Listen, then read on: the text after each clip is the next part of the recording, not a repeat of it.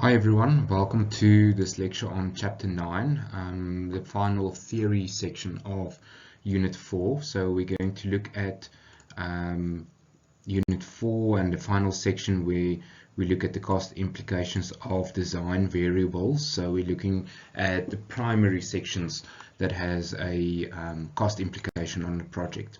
So Chapter 9 is the cost implications of the design variables. So in this chapter, we're going to look at cost of buildings that are influenced by a variety of factors, and some are interrelated. So the effect of the one design component will also have an effect on the other component. For instance, the number of roof trusses might have an influence on the number of columns that you would need to actually carry those trusses or so in your building.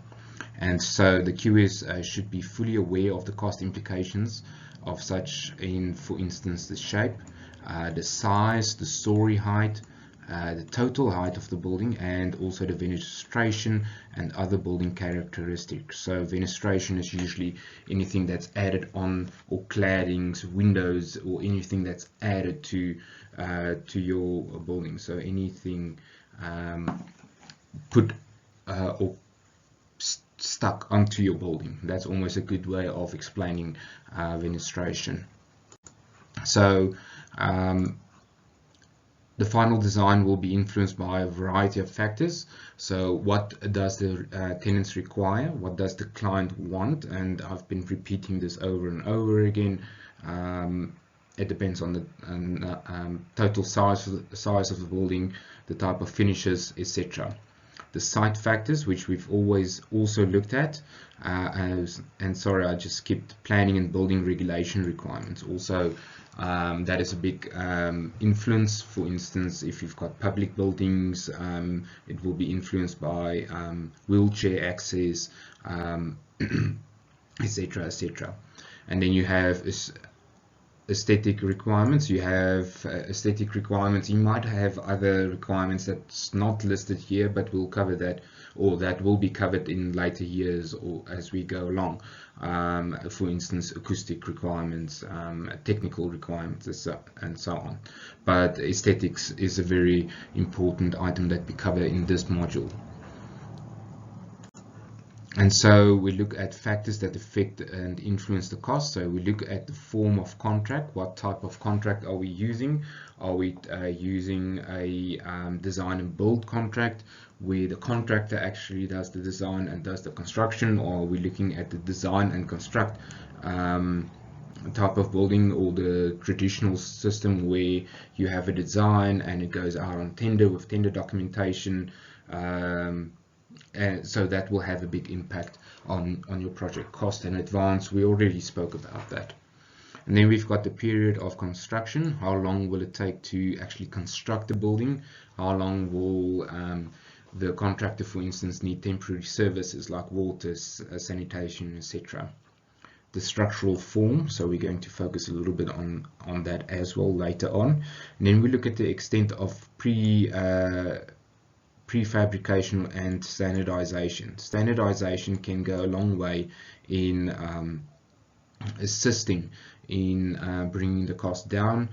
For instance, if you've got standard openings or sections, for instance, material is bought in certain sections, and if you stick to standard dimensions, it will lower the waste that you will incur on site, for instance.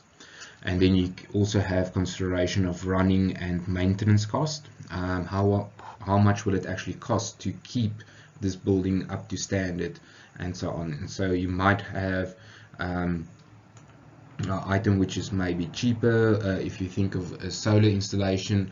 If you compare deep cycle batteries compared to lithium ion, the lithium ion is much more expensive, but the guarantee or the life span of lithium ion is much longer than deep cycle batteries, which only at the most will give you 2-year guarantee, where a lithium-ion battery, for instance, will give you a 25-year guarantee or so. So those are the type of things that fall underneath your maintenance cost. The other wording for that is your life cycle costing. Okay, so looking at our plan shape. So our plan shape, I'm just going to touch on a few things today, but we'll have a separate lecture specifically on plan shape, and to understand how it will influence the cost of the building. So the shape of the building has an important effect on the cost, and as a general rule, the simpler the building, the lower the cost. So in the next lecture, where I'm going to expand on it, we're going to look at an example from the AECOM report, or African Cost Report, which is published each year. So we're going to look at a specific example from there. So we're going to look at a square building, which is a 40 by 40 square building, and then we look at the wall areas and the wall height, and we're just going to do a quick calculation of what the cost of the facade in terms of rate per square meter of the floor area to the external rate of the facade area is. So the wall to floor ratio, that might sound a little bit more familiar, so we're going to look at that. And then I'm just going to quickly skip to that section. So we're going to compare it to a rectangular shape and look at the cost to floor area, where we can actually work out that the square building is cheaper because in comparison to the rectangular building, because it's just a more intricate type of design. So that's the building shape. And then the next item that we're looking at is the size of the building. So obviously the more the increase of size will require more material, so thus the cost will go up. So the increase in size of the building equals a reduction in unit cost, so cost per square meter. So if you compare a guardhouse, for instance, with very basic finishes against a house, the cost per square meter will obviously go down, because the guardhouse will still have the basic cost, but will have a very small floor area that you actually that the total cost is divided by, so thus the cost will go up. This is due to the overhead cost is usually because it's smaller, site establishment, all of that still needs to happen on a smaller project. So fixed costs don't rise, so that is your transportation, dismantling, etc. And then reduce wall to floor area. So that is what you actually want to try and get to, is to reduce the floor to wall area whenever you do a design. Okay, then we look at circulation space, and circulation space is usually known as dead space. So one of the main aims of the building is the reduction of circulation space. So you want to try and keep it to a minimum, because you don't generate much income from your circulation space. It's just solely circulation space is just there to make the building functional, but it doesn't really add any rentable area that you can rent out or so.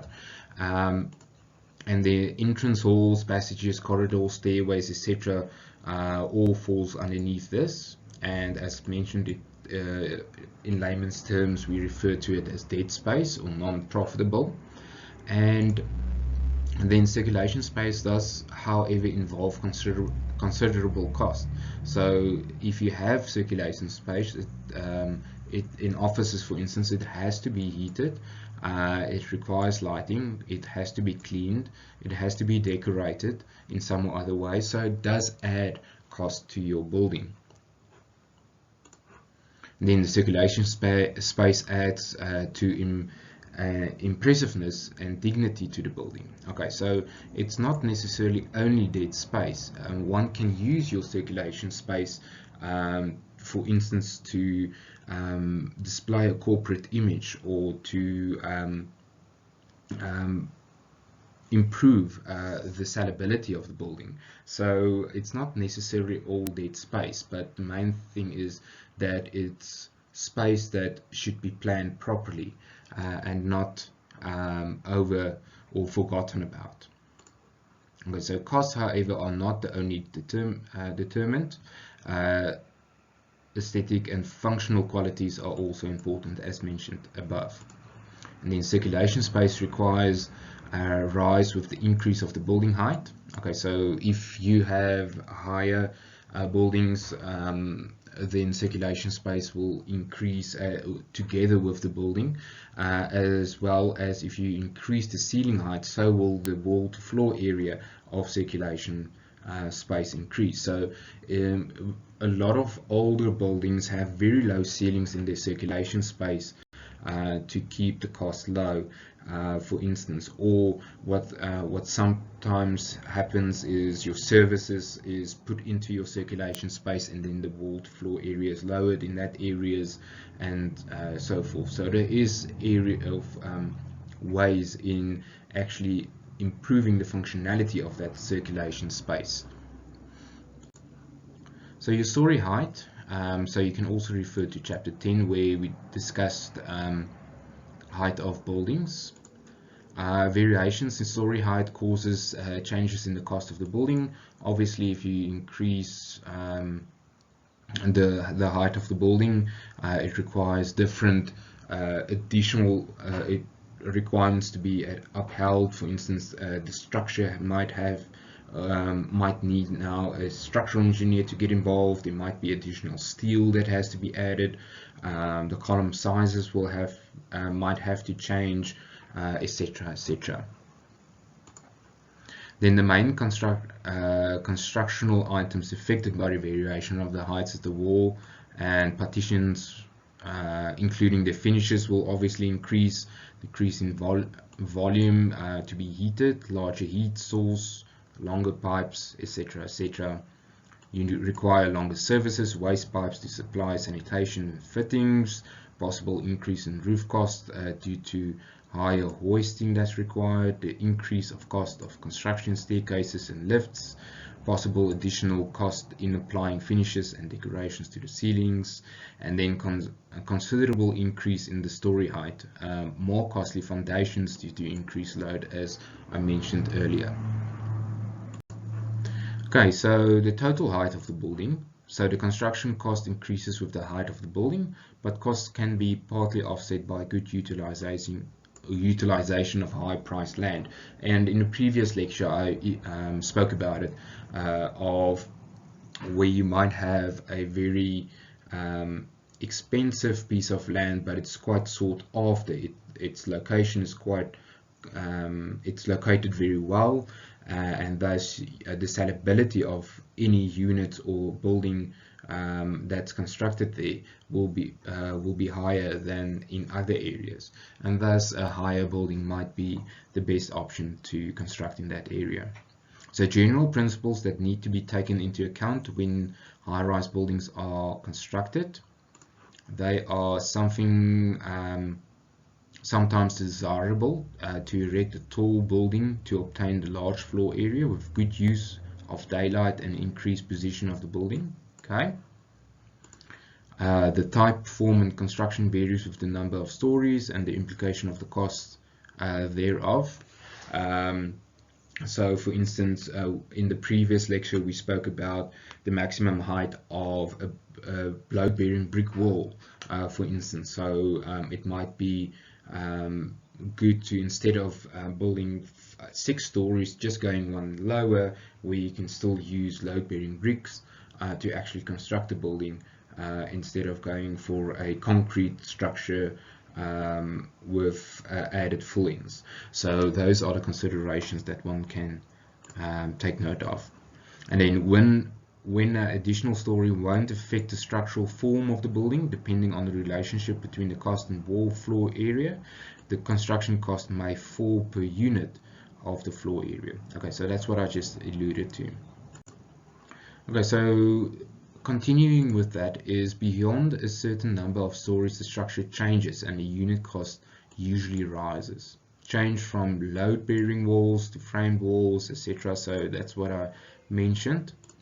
Okay, and then you have your foundation cost of the floor area will fall with an increase of the number of stories if the form of the buildings of the foundation stays the same, dependent on the soil conditions and the building load. So okay, so the contrast to the first item on this slide is that you might use the same type of foundation, so you can save on the foundations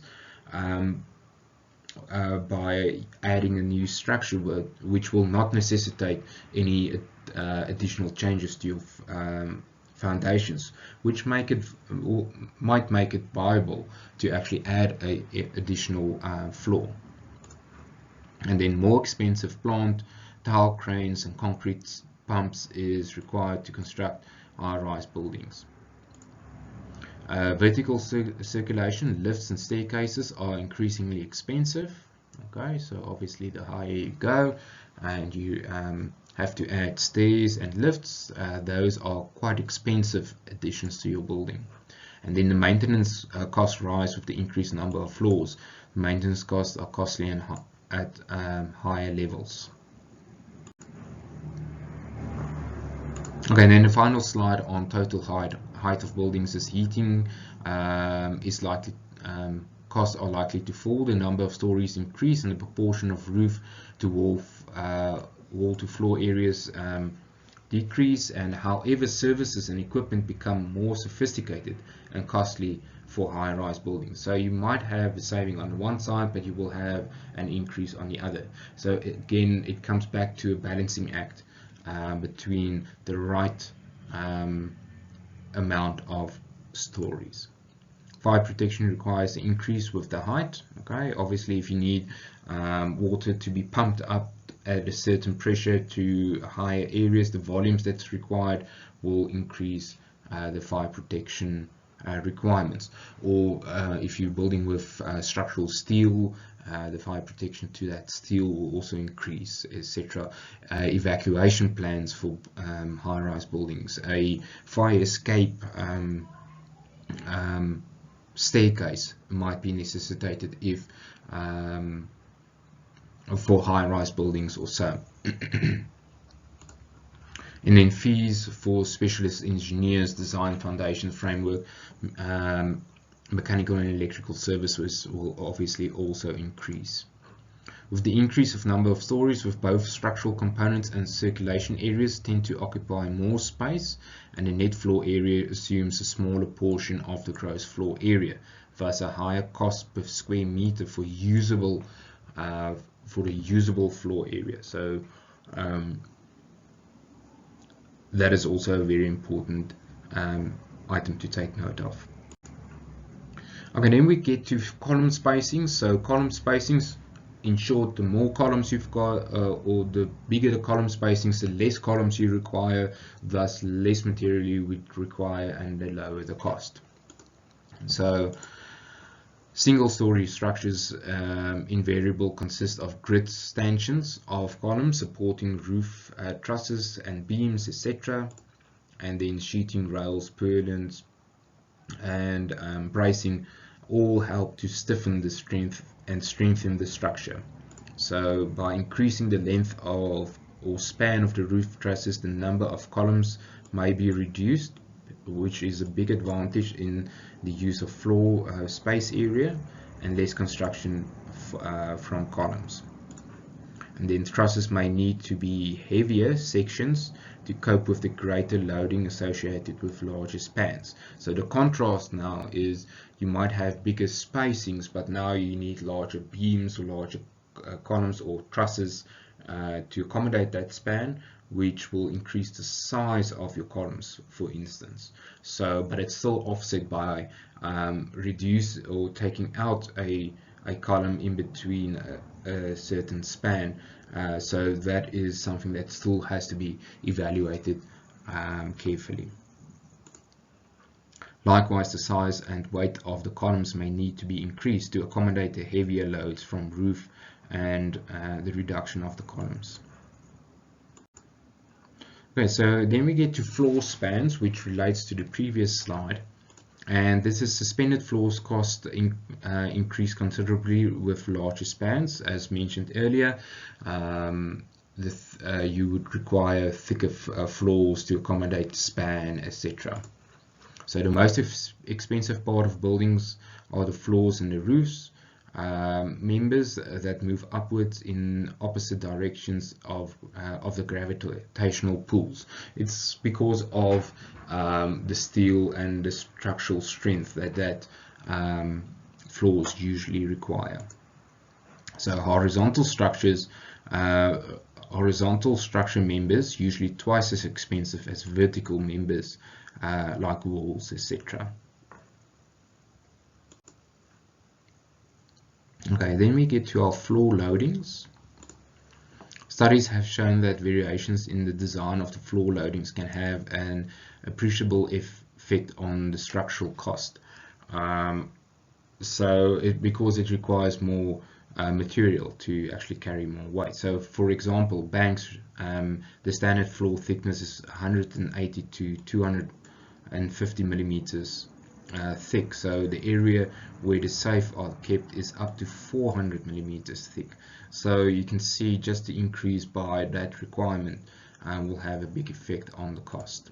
So parking garage has the lowest loads, and then you have storage rooms will have high loads because it is usually packed quite high, and it usually has to be designed in such a way that a lot of material will be packed in that area. Just getting back to the parking area, this what it usually is supposed to have a lower load, and it does because of the vehicles and the spacing thereof. But out of experience, the engineers usually have a bit of a contingency built into it because that parking area might be changed later on into offices or so, or maybe storage areas, which will increase the cost. So whenever you do get involved in these types of designs, please take note of that engineers might build in a safety factor on certain areas of their floors, and ask them the question, did they take that into account, or what did they take into account? And sometimes where it's quite sure that certain areas won't be utilized for something else, then you can actually save a bit of money by the engineers shaving off a little bit of that safety factor that's not necessarily necessary for that specific design. And that's my story for today. So yeah, please go through the work and through the study notes, and please keep up to date with all of the work that we've covered so far.